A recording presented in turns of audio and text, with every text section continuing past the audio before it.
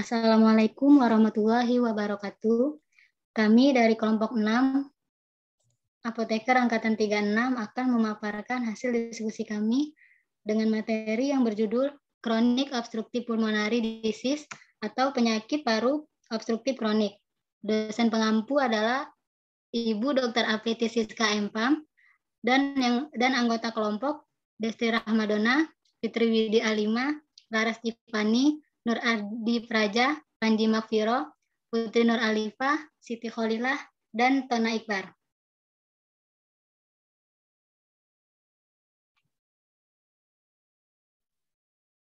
Penyakit paru obstruktif kronik, bisa disingkat PPOK, adalah penyakit yang dapat diobati dan dicegah, yang ditandai dengan pembatasan aliran udara progresif yang tidak dapat pulih sepenuhnya, dan dikaitkan dengan respon inflamasi paru-paru yang abnormal terhadap partikel atau gas yang berbahaya.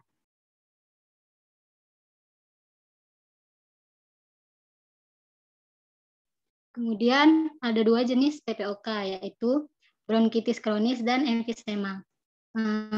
Bronkitis kronis itu adalah peradangan pada dinding saluran bronkus yang terjadi selama bertahun-tahun. Penyakit ini menyebabkan dinding pada saluran bronkus di paru-paru menjadi merah, bengkak, dan dipenuhi lendir. Nah, lendir inilah yang akan menyumbat saluran napas dan membuat bernapas menjadi lebih sulit. Bronkitis kronis ini ditandai dengan batuk yang berulang hampir setiap hari selama 3 bulan dalam setahun atau minimal 2 tahun berturut-turut. Di bawah ini bisa dilihat perbedaan gambar antara bronkus yang normal dan yang mengalami bronkitis kronik. Yang kedua, ada emfisema. Emfisema itu adalah pembesaran rongga udara yang abnormal dan permanen di bagian distal bronchiolus terminalis yang disertai dengan kerusakan dindingnya dan tanpa fibrosis. Di bawah ini adalah contoh gambar rongga udara atau alveoli yang normal dan yang mengalami emfisema. Gambaran jenis PPOK. Yang pertama, untuk bronkitis kronis ditandai dengan batuk berdahak, badan gemuk, tampak pucat atau sianosis, dada normal, rongki basah. Sedangkan untuk fototoraksnya jantung membesar, corakan bronkus membanyak, dan diafragmanya normal. Untuk darah, polisetemia sekunder atau hemoglobinnya meningkat. Untuk paru-parunya, volume residunya normal. Yang kedua, untuk emfisema ditandai dengan batuk berdahak sedikit, badan kurus, kulit kemerahan, dada cembung, suara nafas lemah atau turun. Untuk fototoraksnya hiperearet dan diafragma datar. Untuk darahnya polisetemia jarang, paru-parunya volume residunya berlebih. Etiologi dari COPD atau PPOK. Merokok adalah faktor resiko utama penyumbang 85% sampai 90% kasus COPD. Perokok 12-13 kali lebih mungkin meninggal akibat PPOK dibandingkan bukan perokok. Faktor resiko yang mempengaruhi perkembangan dan keparahan COPD ada dua, yaitu faktor dari luar dan faktor dari dalam. Faktor dari luar diantaranya seperti asap tembakau lingkungan, debu pekerjaan dan bahan kimia, dan polusi udara. Sedangkan faktor dari dalam, seperti genetik, umur dan jenis kelamin, hiperresponsif jalan nafas atau asma, dan perkembangan paru yang terganggu, seperti infeksi berulang, terpapar asap rokok selama masa kanak-kanak, dan lahir prematur. Untuk patogenesis dari COPD, diawali dengan partikel dan gas berbahaya yang masuk ke dalam paru-paru, seperti asap rokok, asap kendaraan, asap pabrik, dan lain-lain, yang dapat meningkatkan inflamasi pada paru. Lalu, partikel dan gas berbahaya ini menginflamasi paru dengan mengaktifkan neutrofil, makrofag, dan limfosit CD8+, yang melepaskan TNF-alfa, interleukin 8, dan leukotrin B4, yang dapat menyebabkan perubahan destruktif pada saluran udara, pembuluh darah paru, dan parenkim paru. Selanjutnya, inflamasi paru dapat menyebabkan stres oksidatif dan protease. Stres oksidatif terjadi karena ketidakseimbangan antara oksidan dan antioksidan. Sedangkan protease terjadi karena adanya ketidakseimbangan antara protease dan antiprotease. Stres oksidatif dan protease inilah yang merupakan patologi dari COPD.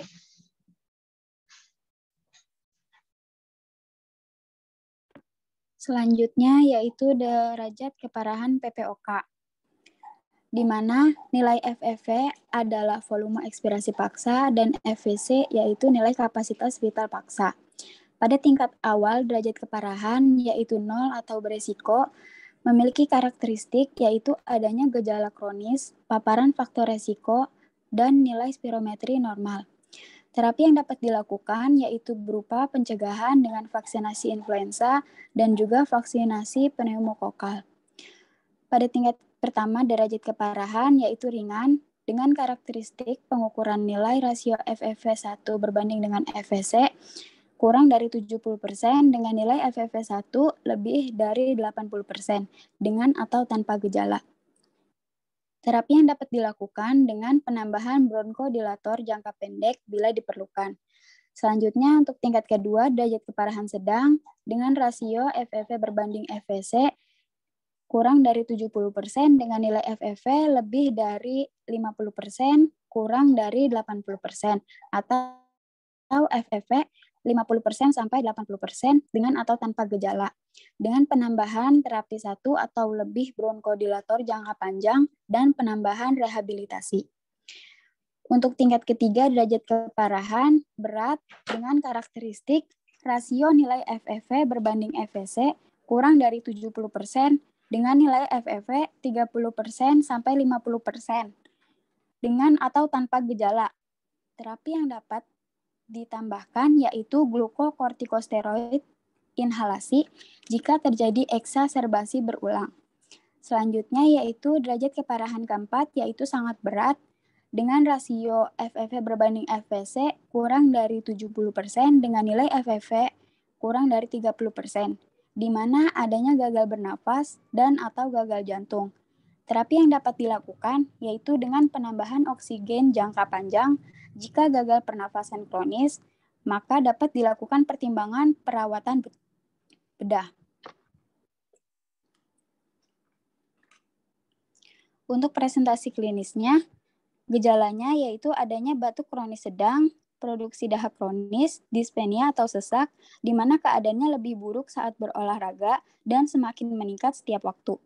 Dan adanya penurunan aktivitas fisik, serta mengi. Untuk pemeriksaan fisiknya, bisa dilakukan pengecekan pernafasan dangkal, peningkatan frekuensi pernafasan saat istirahat, dada barel akibat hiperinflasi paru-paru, bibir mengerut saat menghembuskan nafas, penggunaan otot pernafasan aksesori, dan juga sianosis pada membran mukosa. Selanjutnya, tes laboratorium yang dapat dilakukan untuk mengidentifikasi PPOK yang pertama yaitu spirometri dengan pengujian postbronkodilator, di mana dikenal juga sebagai tes fungsi paru atau PFT. Spirometri ini merupakan metode paling efektif dan umum untuk mendiagnosis PPOK. Volume total udara yang dihembuskan dari paru-paru disebut dengan kapasitas vital paksa atau FVC. Persentase FVC yang dipaksa keluar pada detik pertama disebut dengan FEV1.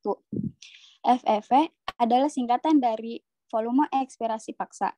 Kecepatan maksimum saat Anda mengosongkan paru-paru disebut dengan peak expiratory flow rate. Kategori PPOK berdasarkan spirometri dapat digolongkan dari ringan sampai dengan sangat berat. Untuk kategori ringan, memiliki nilai FEV1 berbanding FVC yaitu lebih dari 80% tanpa adanya gejala. Untuk kategori sedang, nilai FEV1 berbanding FVC yaitu kurang dari 70% dengan nilai FEV1 50% sampai dengan 80% dengan atau tanpa gejala. Untuk kategori berat, nilai FEV1 berbanding FVC yaitu kurang dari 70% dengan nilai FEV1 30% sampai dengan 50% munculnya gejala umum.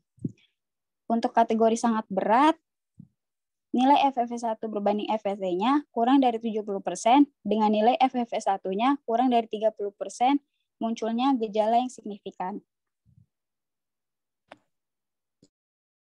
2. Pemeriksaan ronsen dada dan CT scan. CT scan adalah jenis sinar X yang menghasilkan gambar yang lebih detail daripada sinar X standar. Semua jenis sinar X yang dipilih akan memberikan gambaran tentang struktur di dalam dada, termasuk jantung, paru-paru, dan pembuluh darah. 3. Pemeriksaan darah. Gas darah arteri ini merupakan salah satu indikasi seberapa baik paru-paru bekerja, di mana kelainan laboratoriumnya seperti pH kurang dari 7,35, tekanan parsial oksigennya kurang dari 80 mHg atau 10 kilopascal mHg atau 6 kilopascal. Tekanan parsial karbon dioksidanya lebih dari 50 mHg atau 6,7 kilopascal. Dan bikarbonatnya lebih dari 26 mili ekuivalen per liter atau milimol per liter. Untuk gambaran klinis, seperti gejala yang dirasakan pasien, riwayat penyakit dan riwayat keluarga, lingkungan atau riwayat paparan. Selanjutnya, tujuan pengobatan COPD atau PPOK. Yang pertama yaitu mencegah atau meminimalkan perkembangan penyakit, meringankan gejala, meningkatkan aktivitas kegiatan, meningkatkan status kesehatan, mencegah dan mengobati eksaserbasi dan komplikasi, dan mengurangi morbiditas dan mortalitas.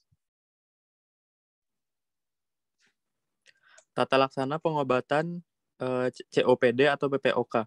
Yang pertama, pengobatan farmakologinya simpatomimetik, bisa diberikan agonis selektif beta 2, antikolinergik, metilsantin, kortikosteroid, fosfodiesterase inhibitor, terapi penggantian 1 antripsisin, kombinasi ekspektoran dan mukolitik, dan juga bisa diberikan opium. Untuk edukasi kepada pasiennya, diberitahu berhenti merokok, pengetahuan dasar, pencegahan perburukan penyakit, menghindari pencetus, penyesuaian aktivitas. Untuk pengobatan farmakologinya, rehabilitasi, terapi oksigen, vaksinasi, ventilasi non-mekanik, dan intervensi bedah.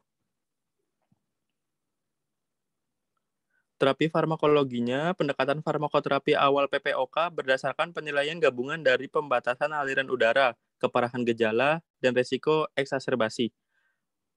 Ada 4 grup. Grup yang A, pasien dengan gejala intermittent dan resiko eksaserbasi rendah dengan bronkodilator inhaler short acting sesuai kebutuhan.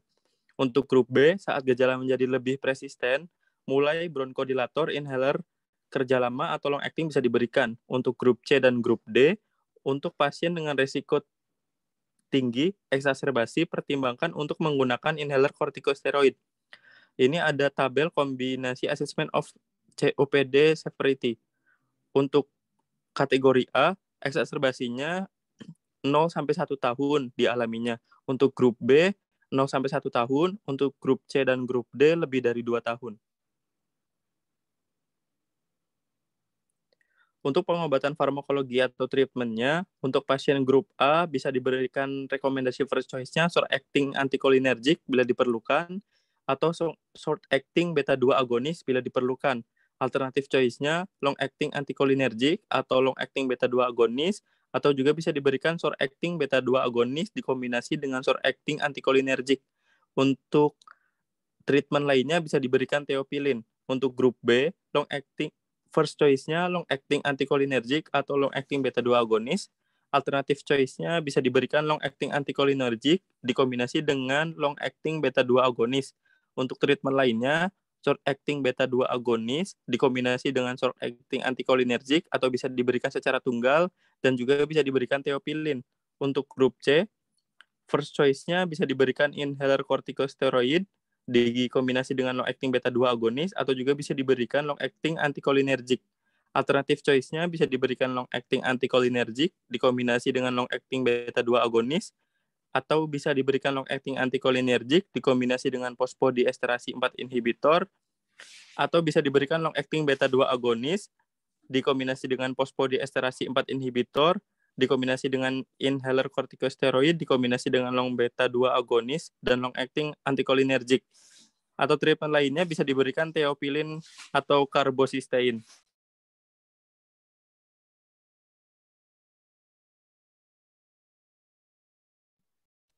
Untuk logaritma penanganan COPD sendiri, bila dikategorikan PPOK stabil ringan, dilihat dari nilai FEP-nya kurang dari 80% atau dari KFP-nya kurang dari 75%. Yang mana adanya respon bronkodilator, kita juga bisa menganjurkan untuk berhenti merokok, menghindari atau mengurangi resiko faktor resikonya, lalu juga bisa merekomendasikan vaksinasi influenza setiap tahunnya. Bila tidak terjadi sesak, maka upayakan untuk berhenti merokok dan periksa FEP-nya minimal 1 tahun. Bila tidak terjadi sesak, maka bila terjadi sesak, maka pikirkan penyebab sesak lainnya, misalnya gagal jantung, kelelahan otot, bronkodilator antikolinergik, atau beta-2 agonis yang tidak adekuat, maka pastikan bahwa teknik inhaler tersebut sudah tepat. Lalu kita bisa evaluasi 4-6 minggu dengan melakukan perbaikan gejala atau pemakaian inhaler kurang dari 4 kali sehari.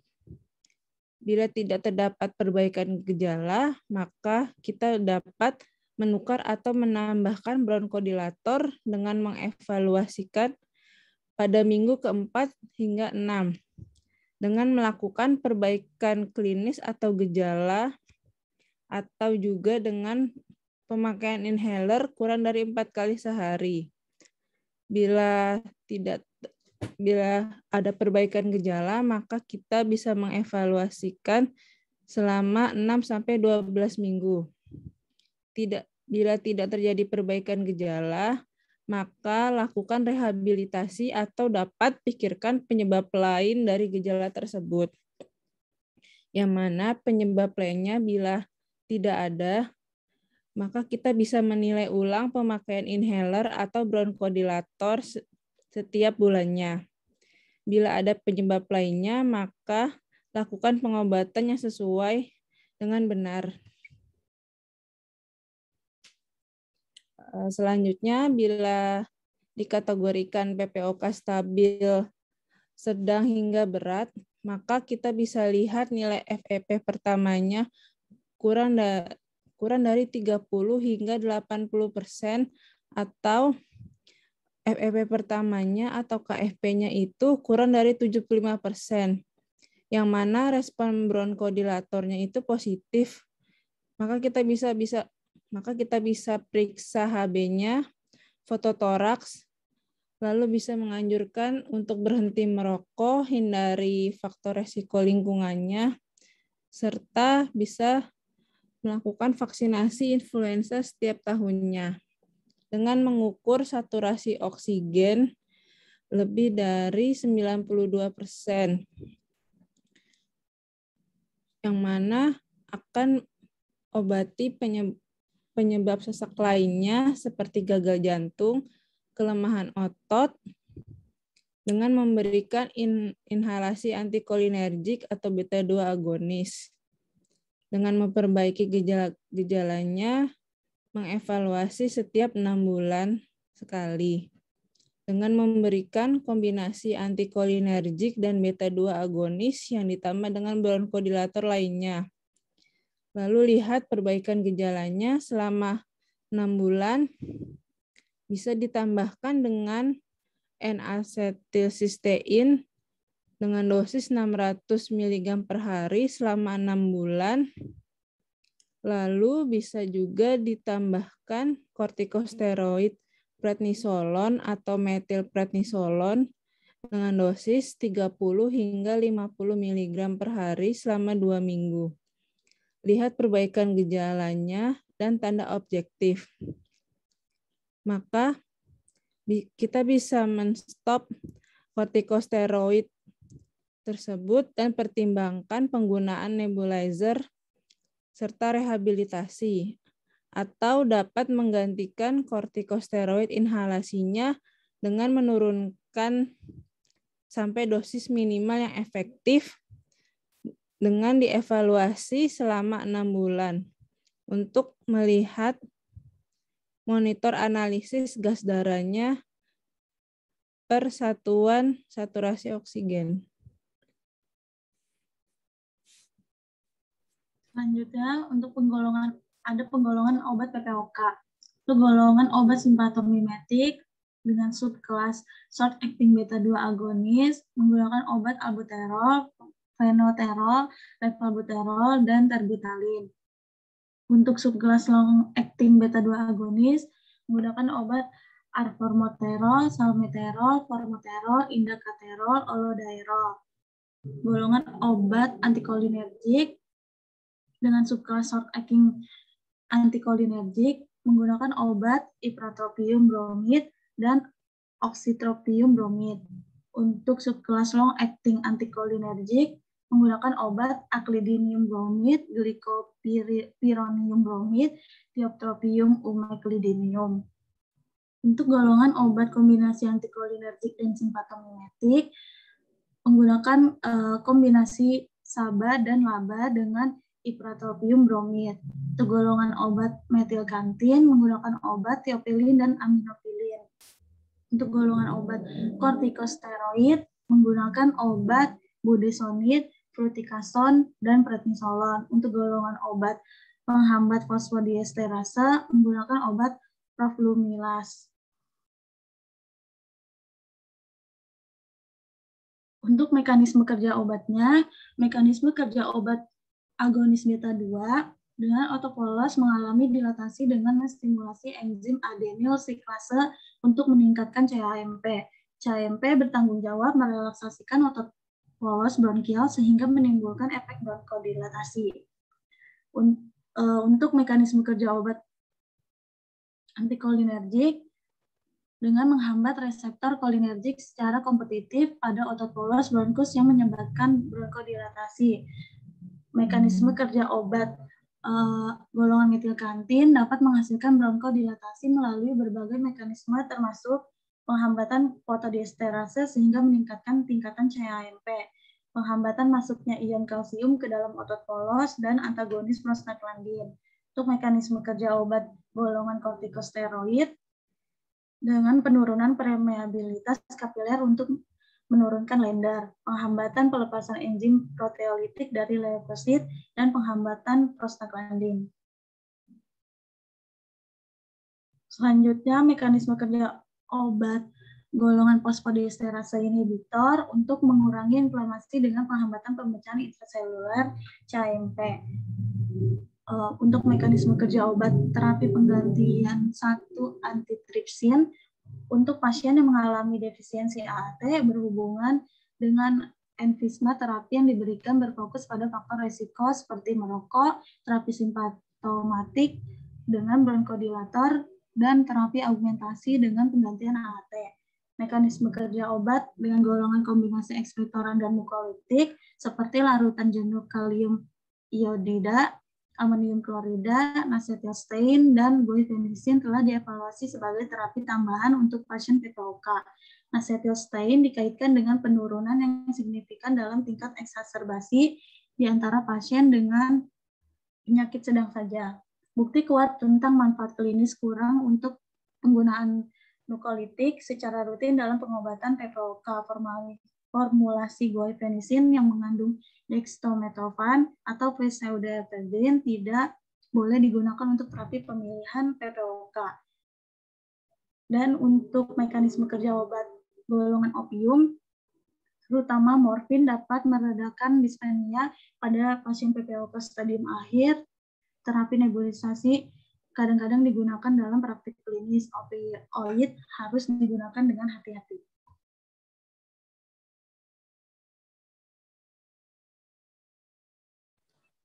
Terapi non-farmakologi COPD atau PPOK.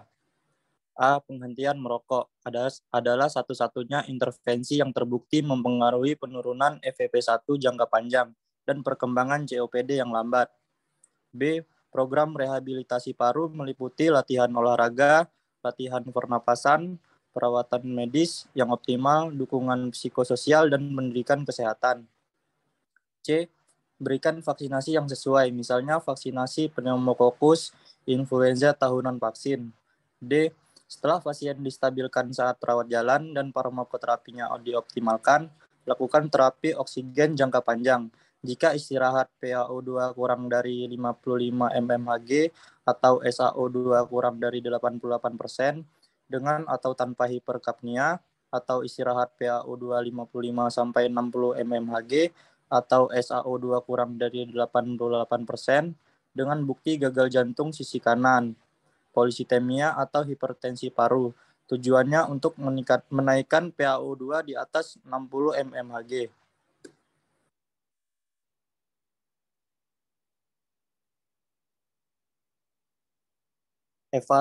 Evaluasi hasil terapi.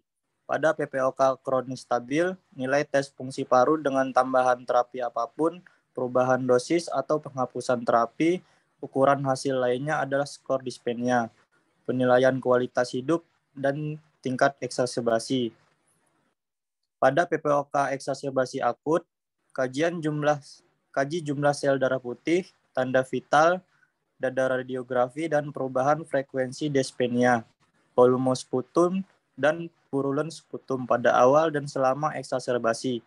Pada eksaserbasi yang lebih parah, ABG dan SaO2 juga harus dipantau. Evaluasi kepatuhan pasien, efek samping, potensi interaksi obat, dan subjektif ukuran kualitas hidup. Demikian presentasi dari kelompok kami. Mohon maaf apabila di dalam penyampaian tadi mungkin ada kesalahan kata. Saya akhiri. Assalamualaikum warahmatullahi wabarakatuh.